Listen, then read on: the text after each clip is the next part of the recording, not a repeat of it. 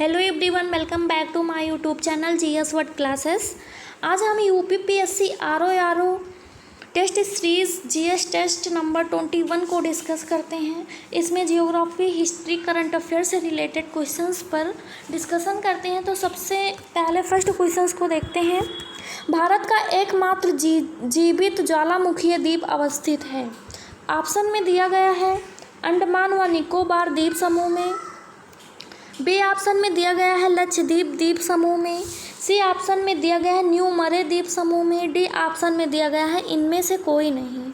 तो option A correct हो जाएगा, अंडमान व निकोबार द्वीप समूह में जीवित ज्वालामुखी द्वीप अवस्थित है। डिटेल्स में देखते हैं।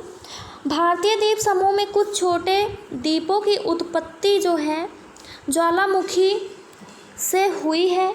बैरन आइलैंड नामक द्वीप, जो कि भारत का एकमात्र जीवित ज्वालामुखी है, वह अंडमान निकोबार द्वीप समूह पर स्थित है।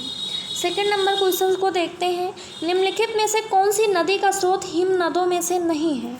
ऑप्शन में दिया गया है यमुना नदी, बी में है अलकनंदा, सी ऑप्शन में है कोसी नदी, डी ऑप्शन में है भागीरथी। ऑप्शन सी करेक्ट हो जाएगा। कोसी नदी जो है वो इनका कोई भी स्रोत हिमनदों से नहीं है। डिटेल्स में देखते हैं। कोसी नदी का स्रोत जो है वो हिमनदों में नहीं है। यह नदी कौसानी के पहाड़ियों पर स्थित धार पानीधार से निकलती है। उत्तराखंड के रामनगर में यह नदी मैदान में प्रवेश करती है और उत्तर प्रदेश में रामगंगा में मिल जाती है। नेक्स्ट क्वेश्चन से देखते हैं। प्रायद्वीपीय पठार की दूसरी सबसे ऊंची चोटी कौन सी है? ऑप्शन में दिया गया है अनाईमुड़ी, बी ऑप्शन में दिया गया है डोडा बेटा, सी ऑप्शन में दिया गया है महेंद्रगिरी, डी ऑप्शन में दिया गया है मलयगिरी। तो ऑप्शन बी करेक्ट हो जाएगा। डोडा बेटा जो है वो प्रायद्वीपीय पठार की दूसरी सबसे बड़ी चोटी है। प्रायद्वीपीय पठार में सबसे ऊँची चोटी जो है अनाईमुड़ी है, जिसकी जो है हाइट 2695 मीटर है, जो पश्चिमी घाट की अनामलाई पहाड़ियों में स्थित है। दूसरी सबसे ऊंची जो है चोटी जो है डोडा बेटा है, या नीलगिरी पहाड़ियों में स्थित है। नेक्स्ट क्वेश्चन से देखते हैं। निम्न हिमाचल तथा शिवालिक के बीच स्थित लंबोद घाटी को क्या कहा जाता है? ऑप्शन में है करेवा कहा जाता है, बी ऑप्शन में दिया गया है दून, सी में दुआर और डी ऑप्शन में दोआब। तो ऑप्शन भी करेक्ट हो जाएगा, दून कहा जाता है। निम्न हिमाचल तथा शिवालिक के बीच स्थित लंबोद घाटी को दून के नाम से जाना जाता है। कुछ प्रसिद्ध दून हैं देहरादून, कोटली दून एवं पाटली दून। तो ये कहा जाता है। आगे देखते हैं। कभी कभी चर्चा में रहने वाला ग्लोबल गेटवे प्लान किस संस्था की पहल है? ऑप्शन में दिया गया है यूरोपीय संघ, बी ऑप्शन में दिया गया है विश्व बैंक समूह, सी ऑप्शन में दिया गया है विश्व स्वास्थ्य संगठन, डी ऑप्शन में दिया गया है ब्रिक्स। तो ऑप्शन ए करेक्ट हो जाएगा। ये यूरोपीय संघ की संस्था की पहल है। डिटेल्स में देखते हैं। यूरोपीय संघ ने ग्लोबल गेटवे नामक एक योजना की घोषणा की है, जो वर्ष 2027 तक दुनिया भर में सार्वजनिक और निजी बुनियादी ढांचे में निवेश हेतु 300 अरब यूरो यानी कि 30 बिलियन यूरो जुटाने से संबंधित है। नेक्स्ट क्वेश्चन देखते हैं। ग्रेट इंडियन बस्टर्ड GIV राज्य पक्षी है, तो कहाँ का राज्य पक्षी है? ऑप्शन में दिया गया है उत्तर प्रदेश, बी में दिया गया गुजरात, सी ऑप्शन में है महाराष्ट्र, डी ऑप्शन में है राजस्थान। तो ऑप्शन डी करेक्ट हो जाएगा। यह राजस्थान का राज्य पक्षी है। ग्रेट इंडियन बस्टर्ड जो GIV जो है वो राजस्थान का राज्य पक्षी है और भारत का सबसे गंभीर रूप से लुप्त प्राय पक्षी माना जाता है। 7 नंबर क्वेश्चंस को देखते हैं। विशेष क्रेडिट लिंक्ड कैपिटल सब्सिडी योजना SCLCSS किस मंत्रालय की पहल है? ऑप्शन में दिया गया है वित्त मंत्रालय, बी में है वस्त्र मंत्रालय, सी ऑप्शन में है सूक्ष्म लघु और मध्यम उद्यम मंत्रालय, श्रम एवं रोजगार मंत्रालय। तो ऑप्शन सी सही हो जाएगा। सूक्ष्म लघु एवं मध्यम उद्यम मंत्रालय का यह जो है योजना है। सूक्ष्म लघु और मध्यम उद्यम मंत्रालय MSMEs जो है वो सेवा क्षेत्र के लिए विशेष क्रेडिट लिंक्ड कैपिटल सब्सिडी योजना यानी कि special credit linked capital subsidy scheme CSLCSS शुरू की है। आगे देखते हैं, सुप्रसिद्ध चित्र बड़ी ठड़ी का संबंध किस शैली से है? ऑप्शन ए में दिया गया है बूंदी शैली, बी में है जयपुर शैली, सी ऑप्शन में है कांगड़ा शैली, डी ऑप्शन में है किशनगढ़ शैली। तो ऑप्शन डी करेक्ट हो जाएगा। किशनगढ़ शैली जो है, किशनगढ़ शैली ये करेक्ट ऑप्शन हो जाएगा। बड़ी ठड़ी किशनगढ़ के मारवाड़ स्कूल से निहाल चंद्र द्वारा चित्रित एक भारतीय लघु चित्रकला है। नेक्स्ट क्वेश्चन देखते हैं, भारत का पहला हिम तेंदुआ संरक्षण केंद्र किस राज्य में स्थापित किया गया है? तो ऑप्शन में है सिक्किम, बी में है अरुणाचल प्रदेश, सी ऑप्शन में है उत्तराखंड, डी ऑप्शन में है Himachal Pradesh. Option C correct हो जाएगा, ये उत्तराखंड में स्थापित किया गया है। डिटेल्स में देखते हैं, भारत का पहला हिम तेंदुआ संरक्षण केंद्र यानी कि सो लेपर्ड कंजर्वेशन सेंटर जो है ये उत्तरकाशी उत्तराखंड के भैरव घाटी में लंका नामक स्थान पर स्थापित किया गया है। नेक्स्ट क्वेश्चन देखते हैं, सट्टेबाजी और जुआ संविधान की 7वीं अनुसूची में किस सूची का विषय है? ऑप्शन में दिया गया है राज्य सूची, बी में दिया गया है संघ सूची, सी में दिया गया है सामवर्ती सूची, डी में दिया गया है अवशिष्ट विषय। तो ऑप्शन ए करेक्ट हो जाएगा, ये राज्य सूची का विषय है। हाल ही में सर्वोच्च न्यायालय ने एक फैसले में कहा है कि राज्य विधायकों को अपने अधिकार क्षेत्र में अन्य राज्यों द्वारा आयोजित लॉटरी पर कर लगाने का अधिकार है। न्यायालय ने पाया कि लॉटरी एक जुआ गतिविधि है। सट्टेबाजी और जुआ संविधान की 7वीं अनुसूची में राज्य सूची का विषय है। ऐसे में राज्य सरकार को उन सभी गतिविधियों पर कर आरोपित करने की शक्ति प्राप्त है जो लॉटरी सहित सट्टेबाजी और जुए की प्रकृति की है। सट्टेबाजी और जुआ एक प्रकार का व्यापक श्रेणी है जिसमें घुड़दौड़, व्हीलिंग व अन्य स्थानीय सट्टेबाजी जुआ से संबंधित गतिविधियां शामिल हैं। नेक्स्ट क्वेश्चन देखते हैं, आपातकालीन प्रावधानों के संदर्भ में निम्नलिखित कथनों पर विचार कीजिए। तो स्टेटमेंट वाइज है। फर्स्ट स्टेटमेंट में कहा गया है कि वह भारतीय संविधान के 18 भाग में निहित है।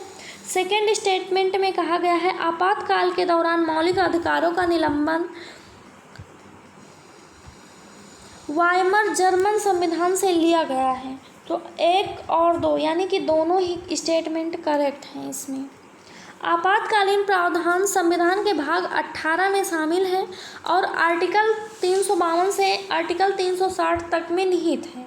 संविधान 3 प्रकार की आपात स्थितियों को निर्धारित करता है। सबसे पहले राष्ट्रीय आपातकाल, फिर संवैधानिक आपातकाल या राष्ट्रपति शासन और वित्तीय आपातकाल। भारतीय संविधान में आपातकालीन भारत सरकार अधिनियम 1935 से लिया गया है। हालांकि आपातकाल के दौरान मौलिक अधिकारों का निलंबन वाइमर जर्मन संविधान से लिया गया है। नेक्स्ट क्वेश्चन देखते हैं, निम्नलिखित में से कोयले और उसके प्रकारों के संदर्भ में निम्नलिखित युग्मों पर विचार कीजिए। स्टेटमेंट वाइज क्वेश्चन है। फर्स्ट स्टेटमेंट में कहा गया है एंथ्रेसाइट कोयला यह उच्चतम कार्बन सामग्री और सबसे कम नमी सामग्री है। और सेकंड में कहा गया है बिटुमिनस कोयला बिजली उत्पादन के लिए सबसे अधिक उपयोग किया जाता है। और थर्ड में कहा गया है लिग्नाइट कोयला जो है वो सबसे कम सामग्री और उच्चतम नमी सामग्री का है। तो ऑप्शन में तीनों ही आप स्टेटमेंट करेक्ट है, फर्स्ट भी, सेकंड भी, थर्ड भी। डिटेल्स में देखते हैं, एंथ्रेसाइट कोयला जो है वो सभी प्रकार के कोयले में सबसे अधिक कार्बन सामग्री के लिए जाना जाता है।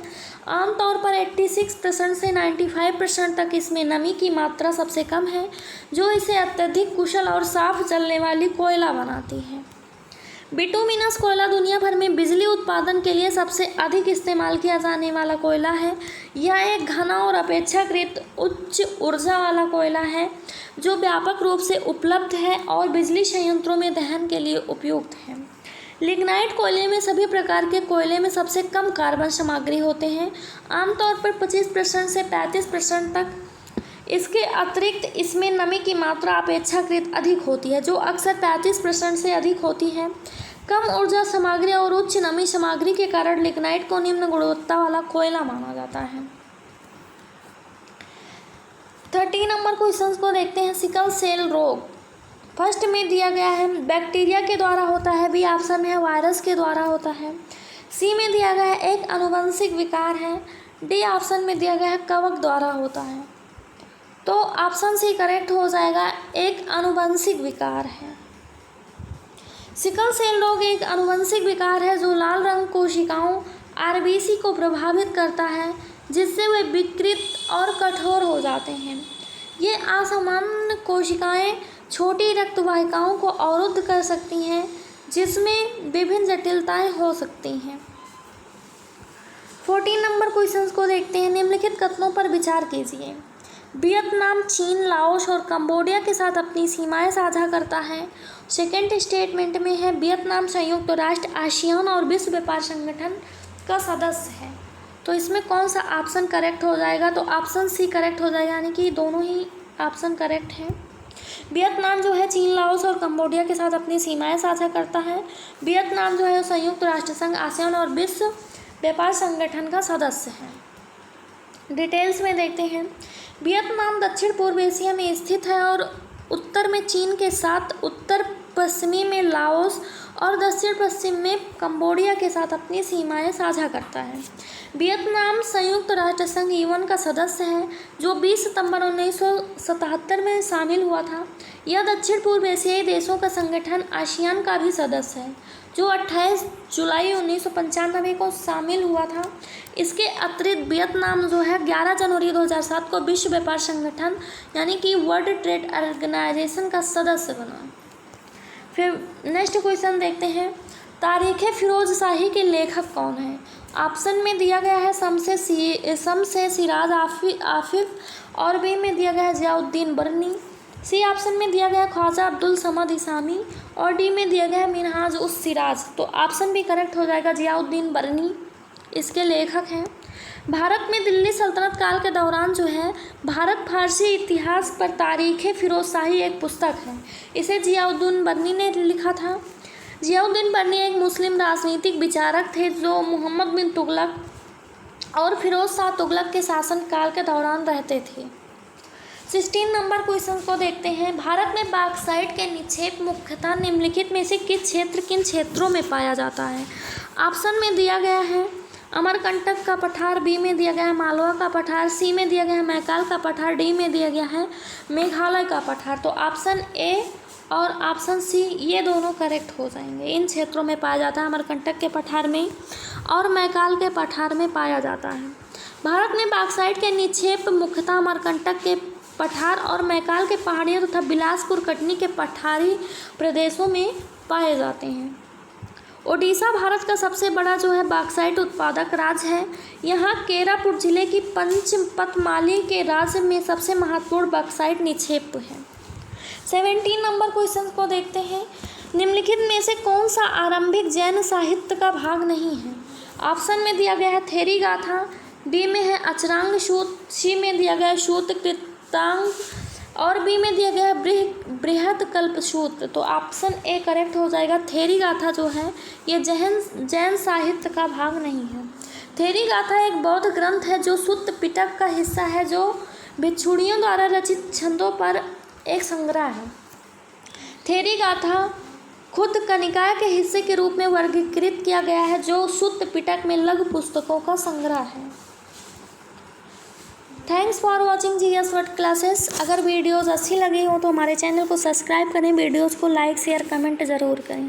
धन्यवाद।